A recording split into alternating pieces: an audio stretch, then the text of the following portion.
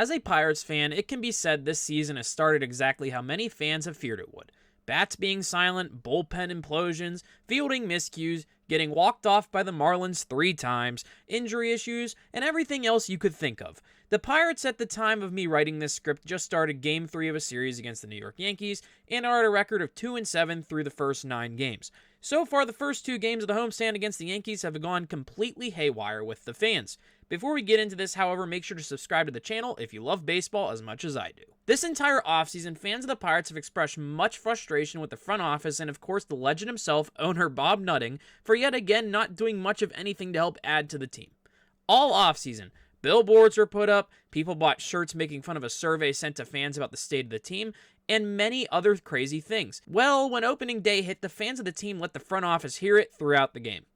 First off, the fans who put together buying the billboards placed throughout the city bought a plane that circled PNC Park throughout the opening day festivities. The plane carried a sign saying, "Sell the team, Bob." This, of course, is one of the many things that became viral on social media during opening day at PNC Park. The second thing that got some traction was the opening day lineup introductions. Now, usually the away team will get all the boos. Well, that wasn't the case. Pirates fans let manager Derek Shelton hear it when he was announced. Shelton by far got the loudest boos out of both of the teams when introduced. Here is the clip. Today's Pirates starting lineup brought to you by your neighborhood Ford store. First in his 6th year as manager, number 17, Derek Shelton.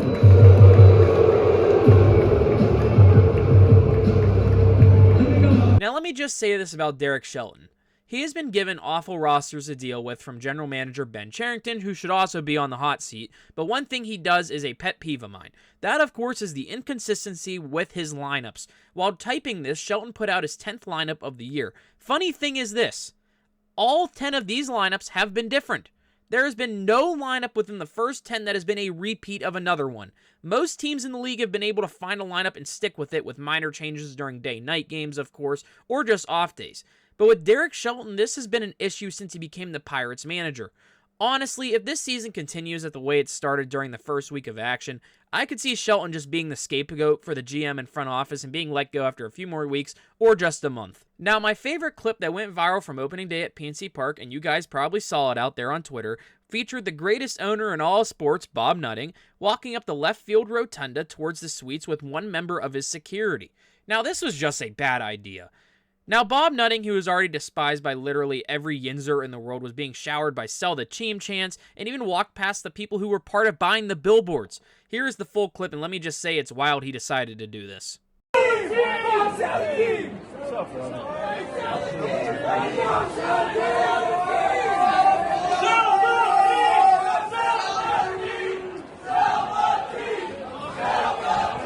I get a word, Bob? Bob, can I get a word? How was opening day for you? How you doing?